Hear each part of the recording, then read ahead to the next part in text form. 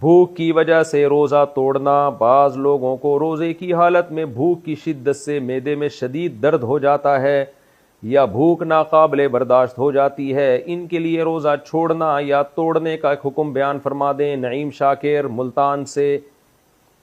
دیکھو، بھوک کی شدت سے اگر معدے میں واقعی درد، تکلیف اور درد شروع ہو گیا ہے تو درد ہونا ایک بیماری ہے، اس درد کو ختم کرنے کے لیے وہ روزہ توڑ سکتے ہیں۔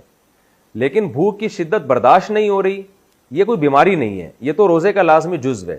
تو کتنی ہی شدت ہو، کتنا ہی ناقابل برداشت ہو جائے، روزہ کمپلیٹ کرنا پڑے گا اس کو، کیونکہ روزے کا تو حصہ ہے بھوک اور پیاس کا لگنا۔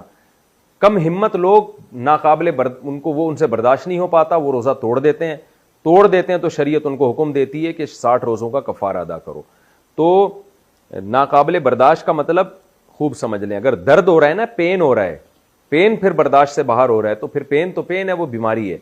لیکن اگر صرف روزہ بھوک کی شدت برداشت نہیں ہو رہی تو پھر یہ کوئی شرعی عذر نہیں ہے، اس میں آپ روزہ نہیں توڑ سکتے، روزہ آپ کو کمپلیٹ کرنا پڑے گا۔